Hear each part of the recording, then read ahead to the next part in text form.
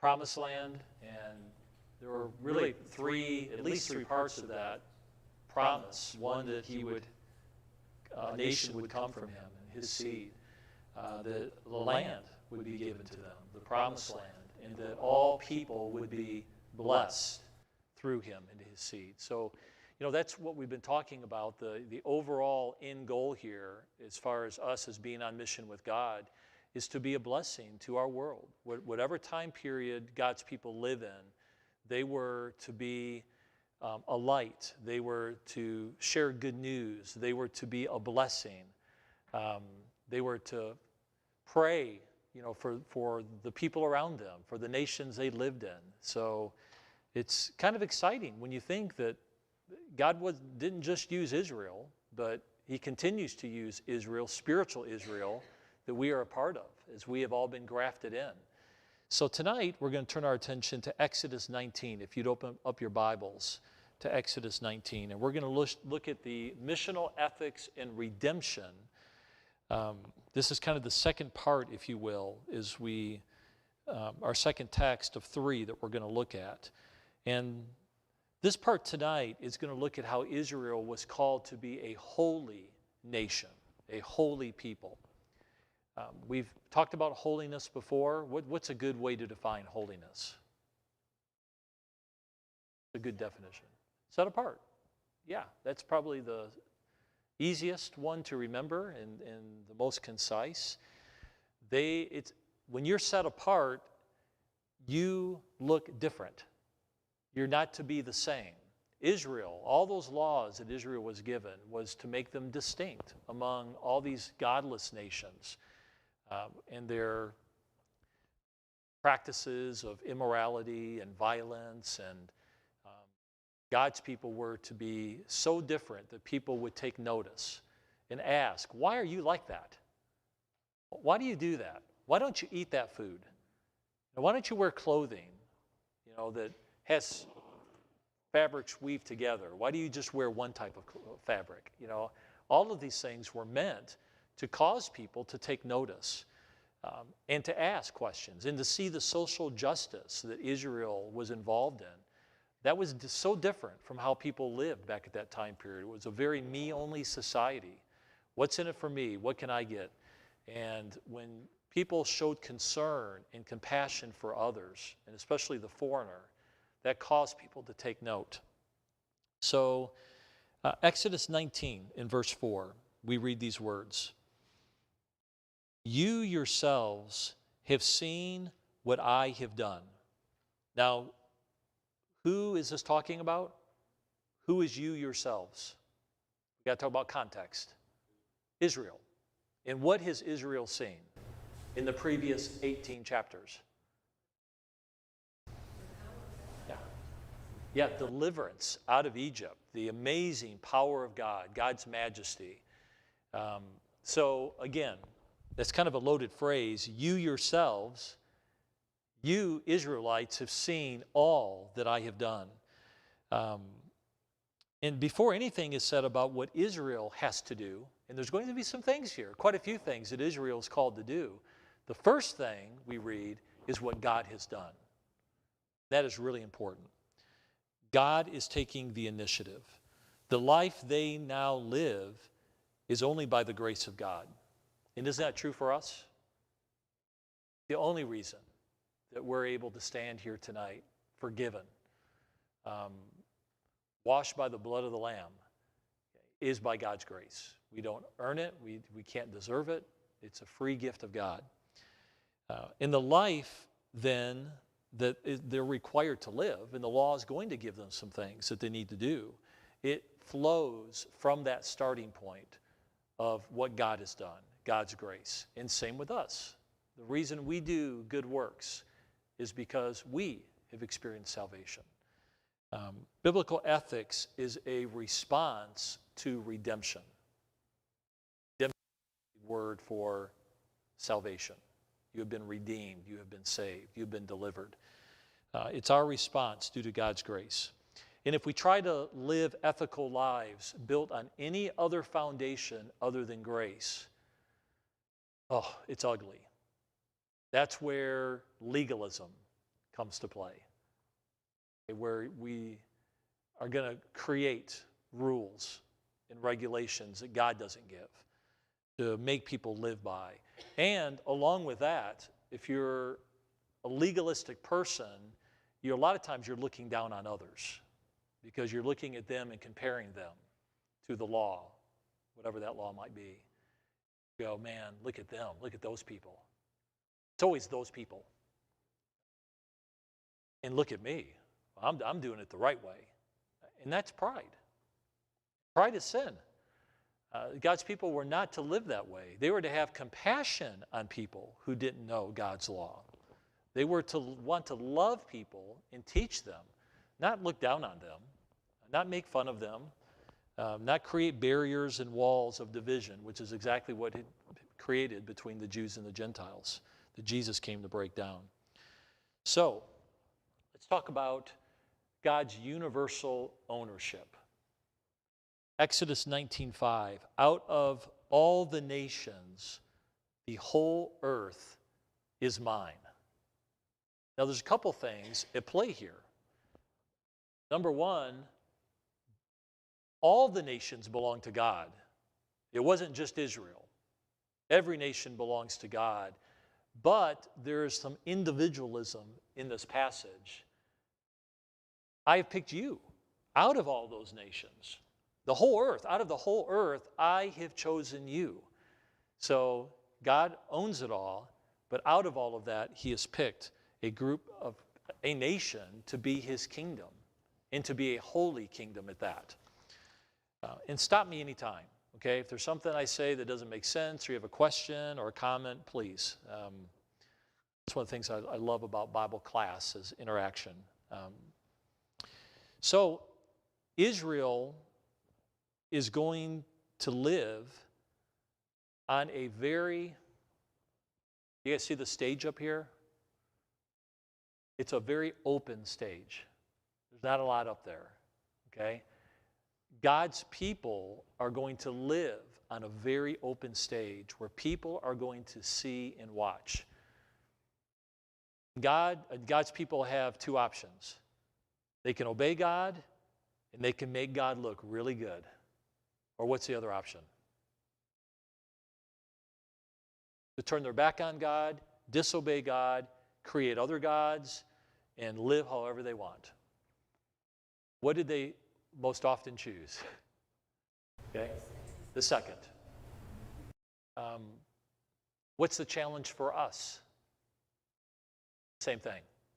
It's the same challenge in our culture as well. It is so much easier to go the way of the world than to stay obedient to God and to do what God has asked. I hope you see that as we study tonight all these passages. We're not just looking at them. We're looking at them in order to have a better look at ourselves. So, again, what is holiness? Holiness is both a fact and a task. It's a fact and a task. It is a fact that God has set apart Israel for himself. That's just a given. God did that. That's a fact. It was his choice. I am the Lord your God. This is Leviticus 21:15. Do I have that up?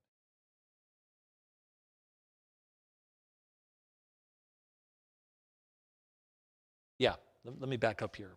Israel's identity and responsibility. You will be for me a kingdom of priests and a holy nation.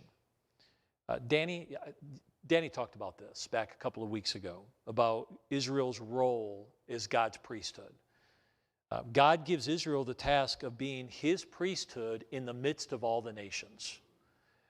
They're to be a blessing to the nations. So suppose something or someone is holy, they're set apart for a distinct purpose, and they're kept separate for that purpose.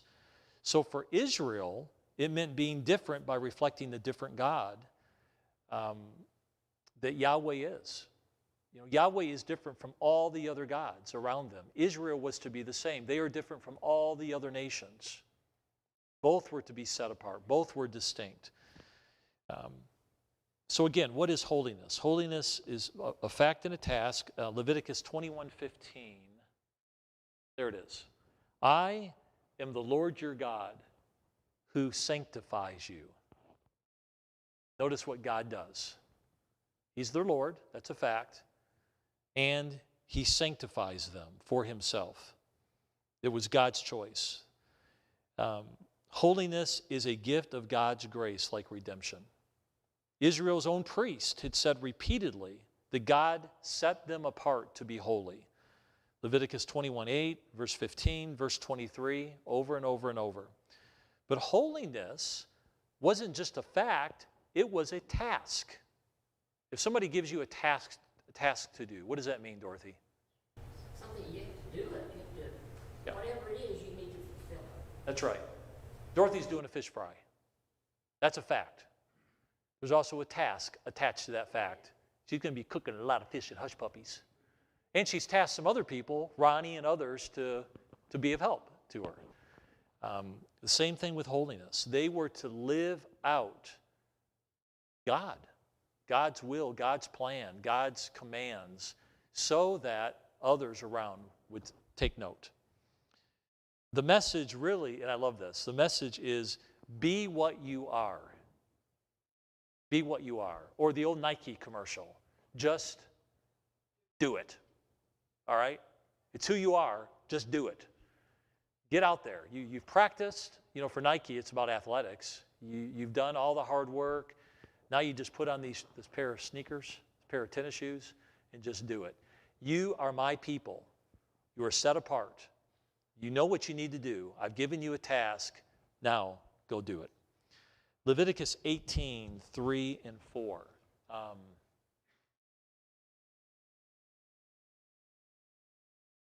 I don't have time to read all these, so let's go on. What is holiness? Holiness, symbolic and ethical. Holiness, symbolic and ethical. Let's go to Leviticus 20. And if somebody could please read verses 24 through 26. Leviticus 20, 24 through 26. And this is going to talk about how holiness has two dimensions. It has a symbolic dimension in which Israel gave expression to their distinctiveness from the nations around them. And it was through a system of law, of clean and unclean regulations regarding animals, goods, and other daily tasks. Who's got that? Wayne? Oh, Leland? You shall inherit their land, and I will give it to you to possess the land flowing with milk and honey. I am the Lord your God who has separated you from the peoples. You shall therefore separate the clean beast from the unclean, and the unclean bird from the clean. You shall not make yourselves detestable by beast, or by bird, or by anything with which the ground crawls, which I have set apart for you to hold unclean. You shall be holy to me, for I, the Lord, am holy, and have separated you from the peoples, that you should be mine. Yeah, thank you. Notice there all the different things that were to make them distinct from the nations around them. Verse 24 again.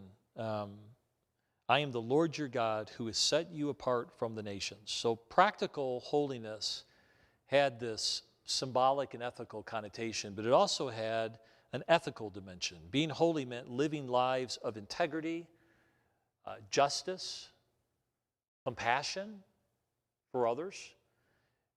The most comprehensive text we have on the ethical dimension of holiness is Leviticus chapter 19.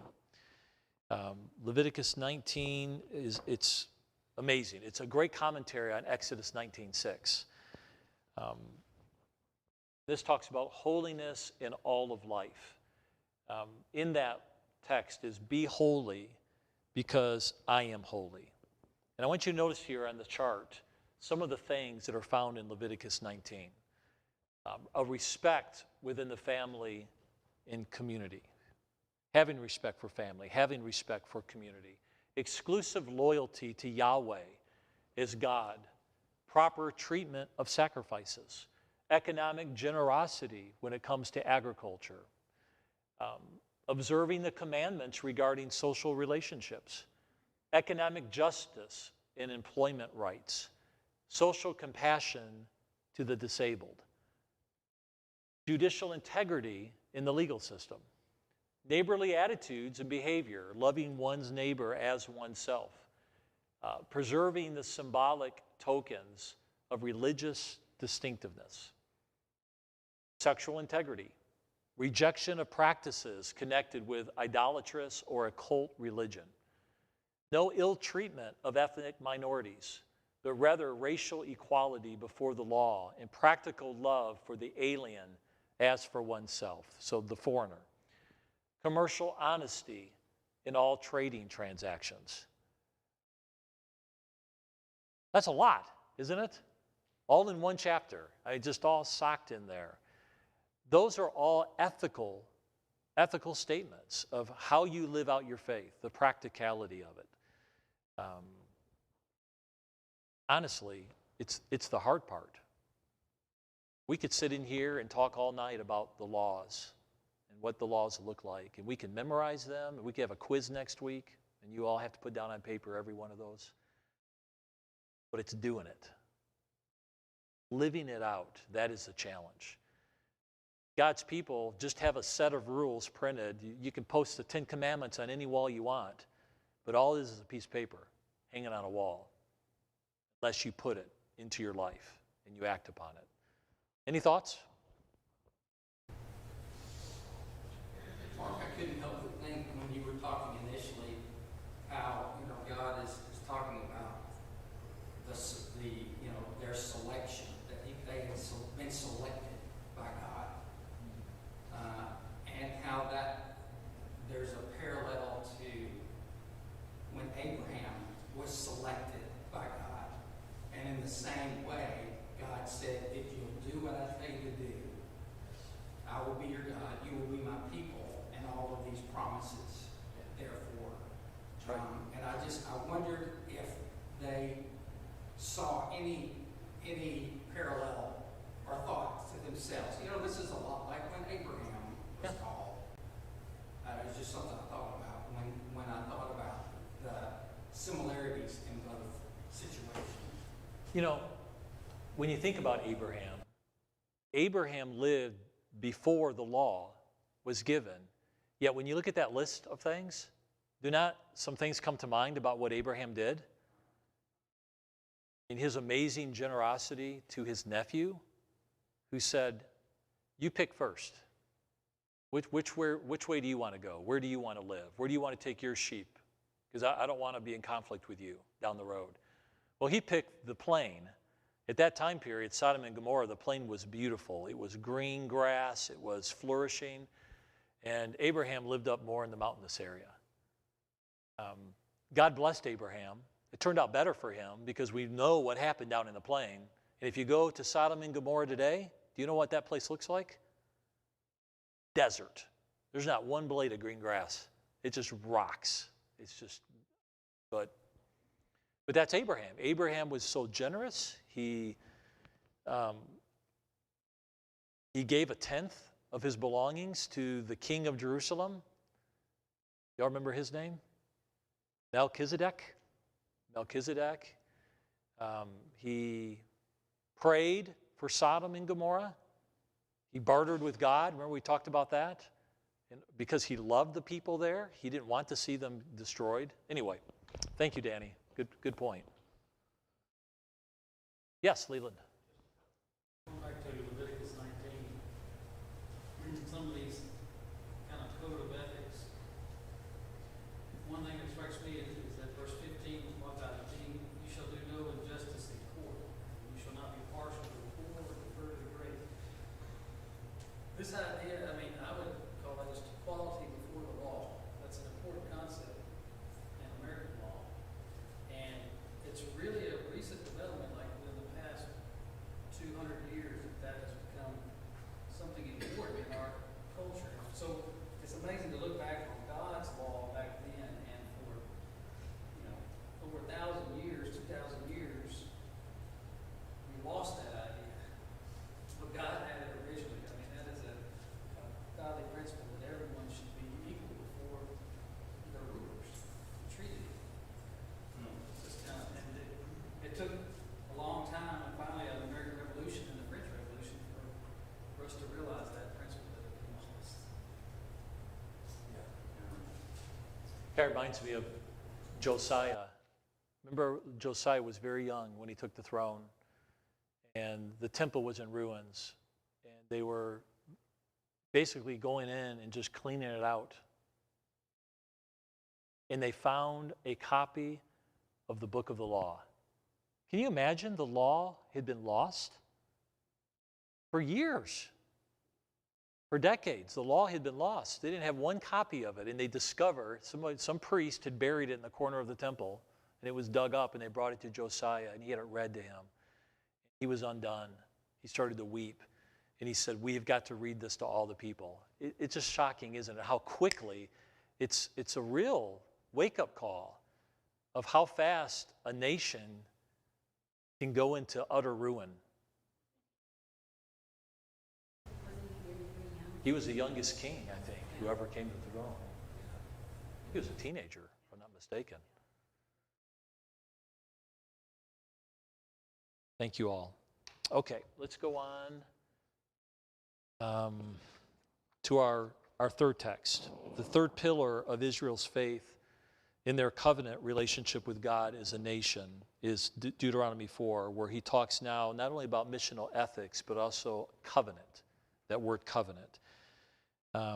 This story begins with the election of Abraham and the covenant God made with him and his descendants. It then moves to the narrative of redemption through the Exodus of the Israelites fleeing Egypt. And then we find ourselves at Mount Sinai, where God renews his covenant with the whole nation. All of this is in anticipation. It's looking forward to the final stage of the journey when Israel gets to go into the Promised Land. Each of these stages is the ongoing mission of God to bring blessing to all the earth. And again, we need to always remember about ourselves. It's the same thing. We are to be a blessing as we're going out, taking possession of what belongs to God. But this earth is his creation, and it's going to ultimately be realized at the end of time with the new heavens and new earth. Israel's ethical response to their election and redemption is important. It's a very important fabric, part of the fabric of their missional identity. In the case of the covenant established at Sinai, the ethical response is even more clearly visible. These ethics are embodied in the many laws for Israel as they go into this new land. So let's turn our attention to Deuteronomy as we examine ethics and the law. One would think that the law was only about Israel's relationship with God, but it wasn't. God also had in mind the other nations as well. Deuteronomy 4 is a chapter in which the nations are mentioned 5 different times. So here's a quick overview of Deuteronomy chapter 4, 1 through 40. And Danielle, have you ever studied chiastic poetry? I was going to call you up tonight to help us all understand chiastic poetry. I was not a poet. Well, actually, some people said I was a poet and I didn't know it. Forget it.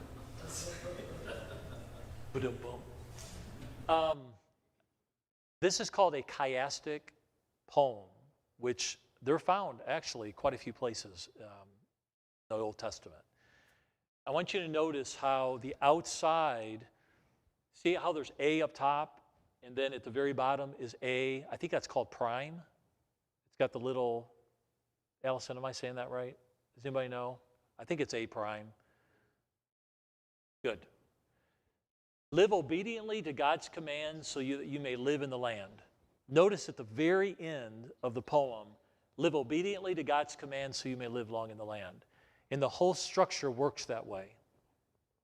It's a mirror, like a mirror reflection of each other if you hold it up in a mirror. So it works its way in and then it works its way out. There's some pretty amazing things in here. Verses 3 and 4, follow other gods leads to destruction. Loyalty to Yahweh keeps you safe.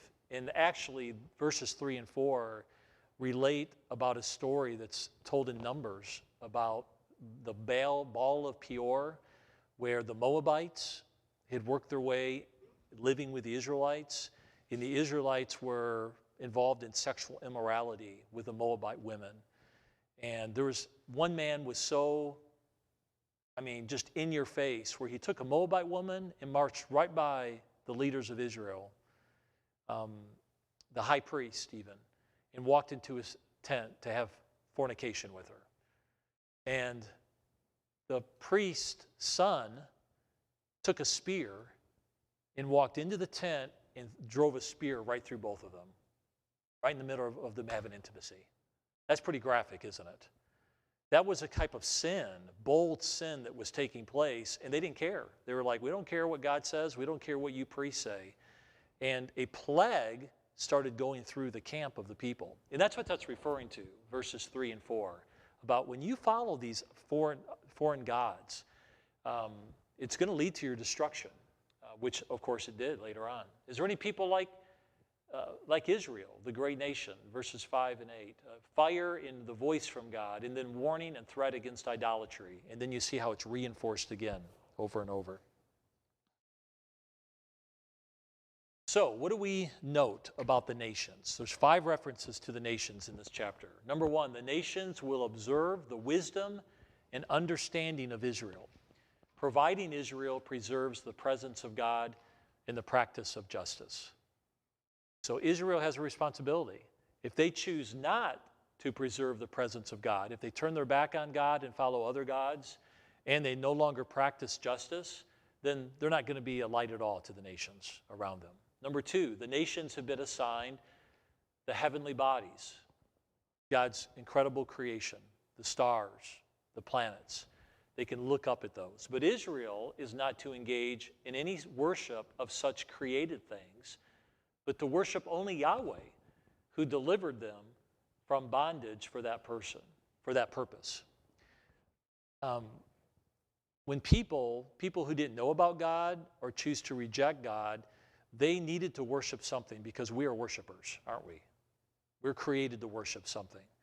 And we will create idols to worship, images. And it may be the sun, it may be the moon, it may be astrology, the different constellations that are out there. It may be, you name it. So you know a few of these things. The crazy things that people will do and believe in, because they need to have something to hold on to. They're searching. They are. And God says, I'm right here. Okay? I created all of that. Don't worship the created things. Worship the Creator. Those things are for my glory. Those things aren't for you to glorify. I'm the one you're to glorify. Third, we find the nations will be the location for the scattering of Israel in judgment. If Israel abandons Yahweh and runs after other gods, God will use these nations to punish them. There's some irony in the language here. In verse 38, God promises to drive the nations out before Israel. But Israel faces the threat that if they turn apostate, of having God drive them out among the nations. Fourth, the nations have never experienced what Israel had recently experienced as the foundation of their unique covenant knowledge of Yahweh, namely his revelation at Sinai and his redemption from Egypt. Israel should have recognized the amazing responsibility God gave them. They were unique. God spoke to them, Abraham and Moses, not to the other nations, to them, so that they then could share that news with the nations around them. What is our task today? Have we been commissioned? Where were we commissioned? Yeah. I agree with you. It says to go into all the world and teach and preach to others. Go into all the world with the good news of Jesus, teaching them to obey everything that Jesus commanded them. Jesus is going to be with them always. Same thing. There's always somebody watching in and somebody listening to what we do and what we say. That's right. The nations will be driven out before Israel in the giving of the land of Canaan as promised to Abraham. So these are 5 different references in this particular chapter. So let's talk about application. Israel was to be visible. Their culture, their ethics, again, I'm reinforcing this, but they were to be visible to the people groups around them. One of the ways Israel blessed the nations was by people noticing, commenting, and asking questions about its model of justice. The high ethics that Israel had stood apart from any other nation at that time period, any other nation's laws from that time period. The missional challenge is that the ethical quality of the life of the people of God, their obedience to the law, is a vital factor in the attraction of the nations to the living God. So if they choose not to follow God, not to live out those ethical standards that we listed, then nobody's going to notice. They will have failed. We also read in Deuteronomy 4 about the exclusivity of Israel's worship. Two things could threaten their mission. If the laws of God were simply forgotten, they didn't pass them on to the next generation. They didn't tell their kids, they didn't tell their grandkids, and those generations grow up not knowing. Or if God himself were forgotten in the enticement of going after other gods. Any thoughts so far? Questions? All the time, because it's easy to get distracted, sidetracked, or whatever, and get down the wrong path. Y'all remember in the book of Joshua, when Joshua stood up before the people and he gave them the law again? This was before his death. And he said, choose you whether the gods of your ancestors or the God of Israel. But as for me and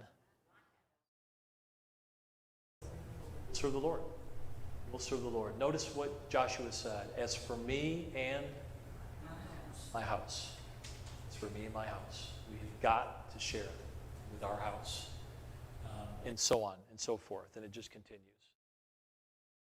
All right. Also, we read about the uniqueness of Israel's experience, how they were set apart from God, set apart from all the nations around them. God had never done such a thing to any other nation. There was a uniqueness about Israel's experience that's being affirmed here.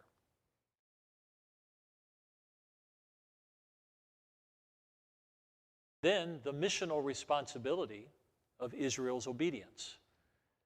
The motivation for Israel's obedience, the great things that Yahweh has done in the past, that should motivate Israel. The goal of Israel's obedience. Israel's well-being in the land in the future is a nation of godliness and social justice, and thereby is a witness to the nations.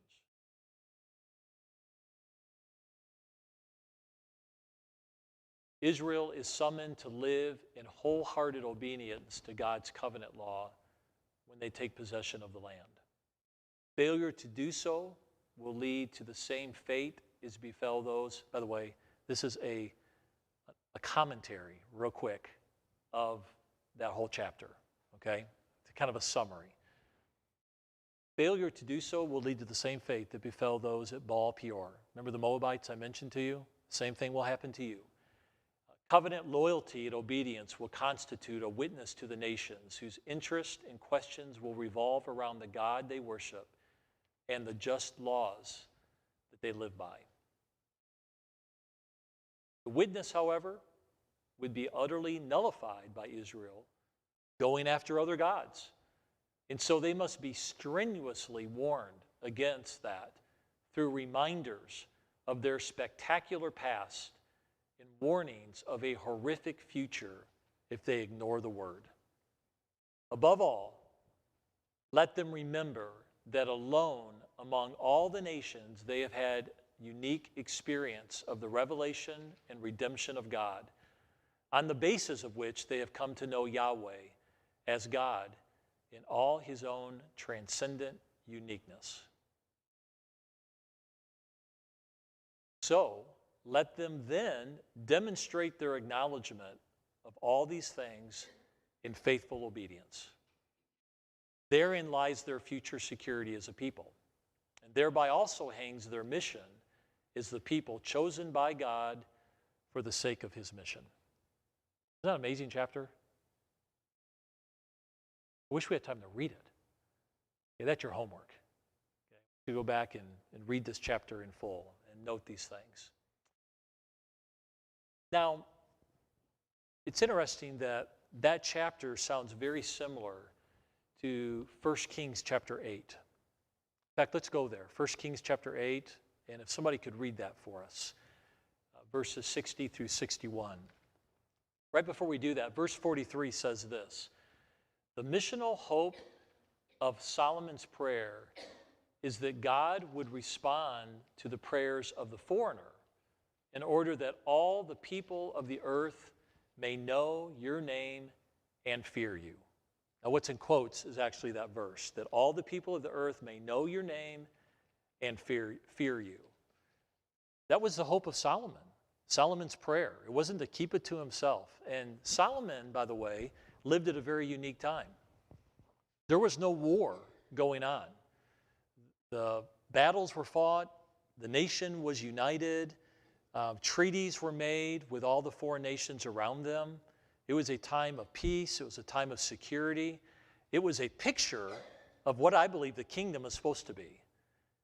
It's a beautiful period of time. That's why Solomon was allowed to build the temple, because there was no bloodshed on him. Unfortunately, he got caught up himself with women and marrying hundreds of them, and then he began to worship and follow their gods. Very sad commentary. But as far as what was happening during that time period for the nation of Israel, it was a beautiful time period. You might call it Camelot. Anyway, 1 Kings 8, 60 through 61. Who's got that?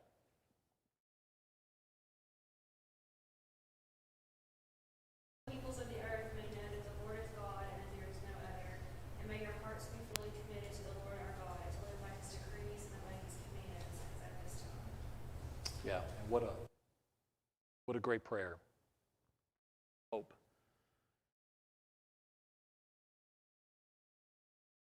The equivalent to this particular passage, to Deuteronomy 4, probably is 1 Peter. In 1 Peter 2:9, listen to the language Peter uses. You are a chosen people, a royal priesthood, a holy nation, a people belonging to God. That's exactly what God told Israel. And now Peter tells that to us, to the church, to God's people today. We have been chosen by God. We've been elected by God. We are, what's our purpose, our job? We're a priesthood. We're to represent God to the nations, to the world around us. We are a people belonging to God. So when we're gathered in this building, like tonight, we are a chosen people. We're a people representing God, making God look good. When we walk outside of these doors, the mission doesn't change, does it? It's the exact same thing. It becomes more challenging because we're not together like we are now. We got this bright, huge light in here right now, and we're going to go out and it's like a bunch of candles going out. But we're still shining brightly. We come back together, encourage each other, we go back out to keep shining. 1 Thessalonians 1:4 reads, we know, brothers, loved by God, that he has chosen you. He goes on in 1 Thessalonians 4 to urge them to live in order to please God. Notice, just like we read in the Old Testament, first of all, we're loved by God. We are called by God. That's a fact. We've also been given a task, haven't we? What is that task? To live in order to please God. So we are going to live. There's an expectation there that because we've been saved, we are going to act. We're going to live different. We're going to have these ethical standards. And I've got a few other passages here in your notes that you all can go back and take a look at.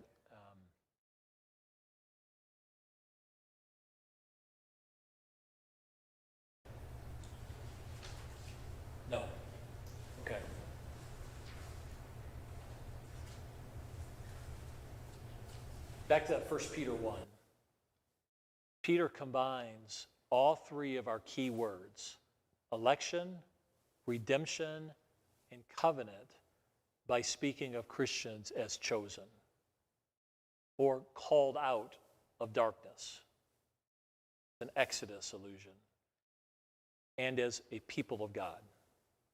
We are a chosen, called out of darkness people of God.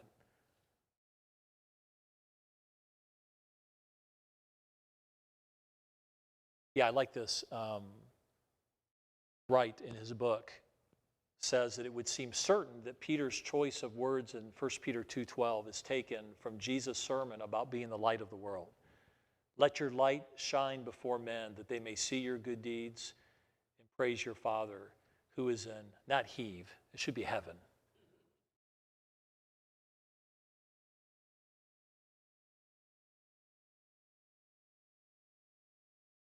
Then, backward one.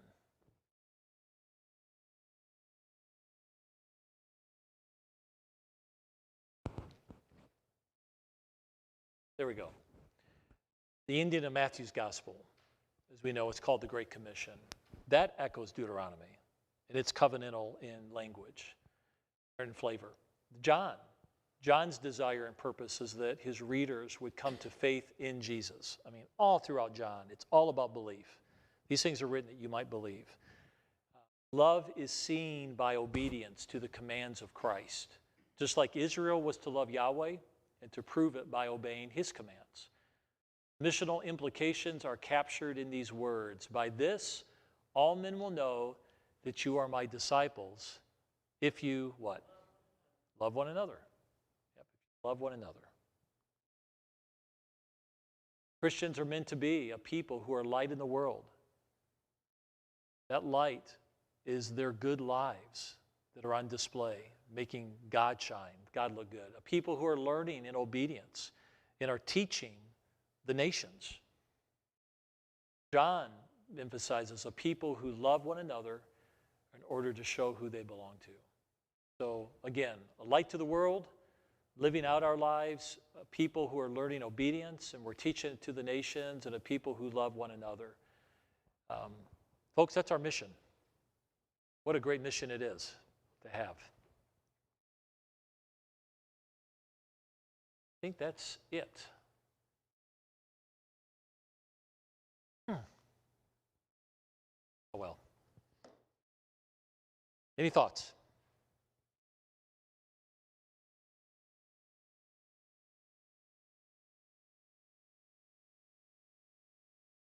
Comments? Are y'all fired up now? Huh? Isn't it great? God has chosen you. Okay? You are special. There's a lot of people out there around us who don't know that God wants them to be part of his kingdom, part of his family. So, That's so sad because they do not know what they're missing. they don't. No. Don't know what they're missing. Yeah. Life could be so much easier in so many ways. We've got a great task that God has given us. I love hearing comments from people when visitors come here, and you hear things like, "Man, you guys are really different," and they mean that in a good way. And that tells us that we're doing something, right? We're living a different type of life. It's hopefully our love that they are experiencing and they see. It's a challenge. It's not always easy. Let the light shine brightly, but keep doing it, folks. All right, Lord, bless us as we go from here now. Thank you so much for these passages we've looked at tonight to help us live for you, for your praise and your glory. God, it's such a blessing that you have chosen us. God, help us never to be arrogant and prideful about that, but in humility, help us to glorify you through lives of obedience, lives of living out these ethics that will look differently today than they did back in the Old Testament, but just as important, Lord. So thank you for your grace, for your mercy, for your patience with us.